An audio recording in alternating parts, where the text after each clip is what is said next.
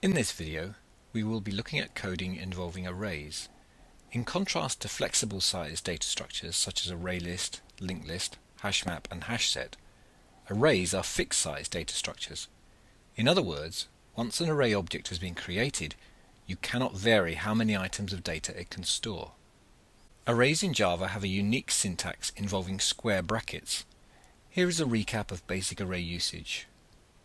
Array variables are declared like this. Notice that arrays work equally with primitive data types and class types. Array objects are created like this. Note that when an array is created to store objects, module objects in this case, no module objects are created, only placeholders for the module objects, which have to be created separately. Elements of an array are accessed by writing a pair of square brackets after their name, with an integer index value in between. Here we see how one element of the courses array might be filled in with a newly created module object, and how that module object is then accessed. Array objects have no methods, and only have a single attribute, their length, which is accessed directly using dots notation. Because arrays are multi-element data structures, they are often used with loops, and that will be the focus of our examples. We will also consider the type of loop that best fits a particular problem. You can find all of the examples we cover in the associated BlueJ project, along with a class to demonstrate their usage and test their basic operations. At various points in the video, we will suggest that you try some things out, which you can do in that project. In the first example, we will look at the task of finding the mean value of an array of integer values. We wish to return the mean as a double precision floating point number, so the header of the findMean method will look something like this. When deciding on what type of loop to use with an array, the first two questions to ask are: do we definitely need to examine every element in the array? And are we only interested in the values in the array rather than their indices? If the answer to both of these questions is yes, then we can probably use a for each loop rather than a while loop or a for loop. Here is the complete code for the findMean method using a for each loop. The for each loop provides direct access to each element in the array through the loop variable. So notice that we don't need an index, which then means there is no use of square brackets in the body of the method. Because both the sum variable and length are integers, the return statement does the job of ensuring that floating point division is performed rather than integer division, which would have lost any places after the decimal point. You might now like to think about how you would write a method to find the maximum value in an array of integers, returning the maximum as the method's result. Here is what its header would look like. Once again, ask yourself the two questions about loop choice. Do we definitely need to examine every element in the array? Are we only interested in the values in the array rather than their indices? Why not pause the video here and have a go at writing the method?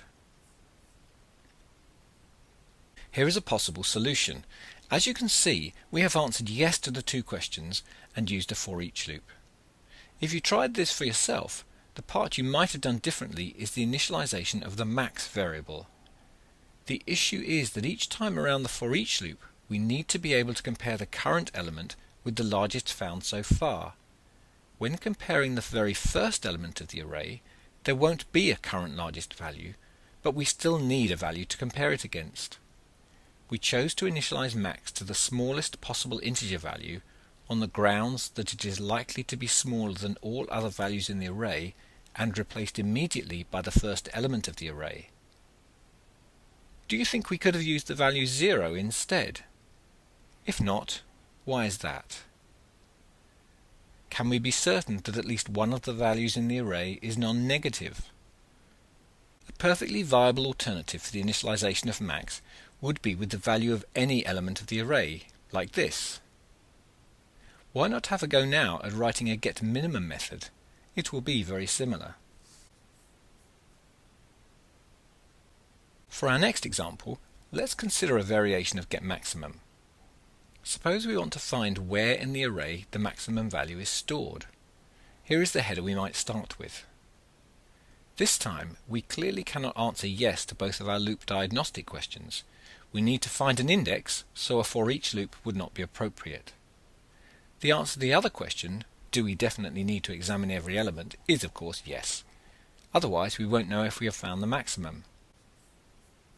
However, in our solution to this task, we're going to do things slightly differently. We will adopt the principle of reusing code that does most of what we want rather than duplicating it. Since we already have a method that will find the maximum value in an array, let's call that to find the maximum and then look for the first occurrence of that value in the array as a separate step. Now we can reasonably anticipate that we will find what we are looking for without always having to search the whole array. And that means it will be better to use a while loop for the search rather than a for each loop. In general, for each loops are a suboptimal choice for search tasks. Here is the full solution. This provides a common pattern for searching through an array looking for a particular value that we know to be there. Can we use a similar search technique if we are not sure that the value we are looking for is actually present in the array? The answer is no, because the loop's condition does not contain anything to check that the index variable stays within the valid range for the length of the array. So if the value is not present, the loop will crash with an array index out of bounds exception. Such cases require a more complex loop condition, which we will explore in the next example. Let's generalize getIndexOfMaximum to find the index of any value in an array, not just the maximum. Here is the method header, which makes clear that it will return the index of the first occurrence of the desired value. If the value is not present, it will return -1 as an invalid index. Here is our solution. Notice that the loop condition now includes a check that the loop index is still within bounds. Does it matter which way around the two parts of the condition are written? Suppose we had written it like this instead. Would the method still work if the value to be found is not in the array? Why not try it out yourself to see if you are right?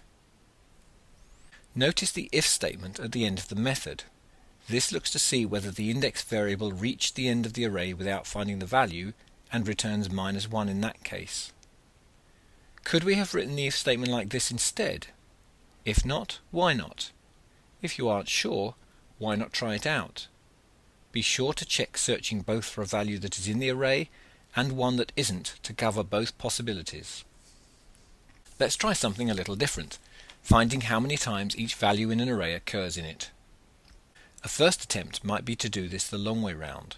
Write a method to find how many times a particular value occurs in an array. Repeatedly call the method for every value in the array of interest. Something we would have to resolve with this approach is how to keep track of the number of occurrences returned from each call and how to associate the values with their counts. Instead, let's take a completely different approach. Let's write a method that works through the array and simultaneously counts the number of occurrences of each value. We will store the various counts in an array, so the method header will look like this. To keep the example simple, let's assume that the values in the array represent module marks and that they will all lie in the range 0 to 100 inclusive. This allows us to create an array of 101 elements for the counts and use each mark value as the index to its particular count. That might seem a little tricky on first hearing, so take some time to think about it. Since each mark is a value greater than or equal to 0, it can be used as an index provided the array is long enough. Since the maximum mark is 100, the length of the array has to be 1 greater, hence a length of 101. Although we've enforced a slightly artificial restriction on the range of values, a similar approach could actually be used with data values covering a larger range and even involving negative numbers, but we won't cover that in this video. The code to calculate the counts in our version turns out to be relatively straightforward. Notice that we can use a for each loop because we want to examine every element in the array, and the elements are their own indices. Make sure you fully understand the statement inside the body of the loop. The value of an element in the counts array is being incremented by 1. The element being incremented is the one indexed by the current value of mark. Using data values as indices into an array is a common programming technique, so it is worth studying this example for future reference. Our final example is rather different from the previous ones, but it still involves the combination of using a loop with an array and some decision logic. The task is to examine an array for sequences of identical values. For instance, if an array contained the values 1, 5, 5, 2, 2, 2, 8, 5, 5, then there are 5 sequences of length 1, 2, 3, 1 and 2. The longest sequence would be 2, 2, 2 of length 3. The aim of the method is to find the starting index of the longest sequence. Here that index would be 3 because array indices start at 0. If 2 or more sequences have the same longest length, then the index of the start of the first sequence would be returned. Here is the method header. The method is quite long, so we will look at it in 3 separate parts: the initialization of local variables, the search process, and the final check at the end of the method. Here is the initialization part. As you can see, we need quite a lot of local variables, and we need to think quite carefully about how each is initialized. There are some similarities to what we did with the getMaximum method. The current start variable records the start index of the current sequence being considered, and current value records what the value is at the start of the current sequence. Longest start and longest length record the start and length of the best sequence found so far, and index stores the index of the next element to be examined as we iterate over the array. You might wonder why index has been initialized to 1 rather than 0. The reason is that each time around the loop we will be examining a value to see if it is the same as the previous one, so much of the initialization is concerned with how to set things up so that the comparison makes sense on the very first iteration. We saw the same requirement in the getMaximum method. The solution we have chosen is to set things up so that the local variables are initialized based on the value of the first element of the array. So the current sequence starts with the value at index 0. The longest found so far is that same sequence, and the index has been set so that the first element is not re-examined. On its first iteration, the loop will then skip the first element and check the second against the first. Alternative initializations are equally possible, such as setting current value to something different from the first element, setting longest length to 0 and index to 0, but this version works and should be relatively easy to understand. For the main loop, we want to iterate over the whole array, so a simple condition is all that is required. Then comes the basic check.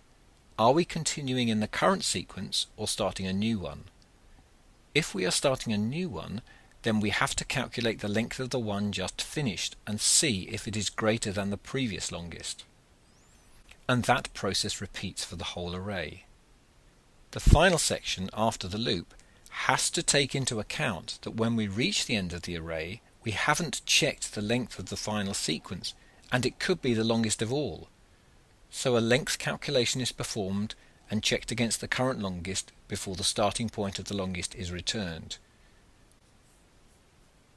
This is the most complex example presented in this video, so take plenty of time to study it to be sure you understand all the details and how they work.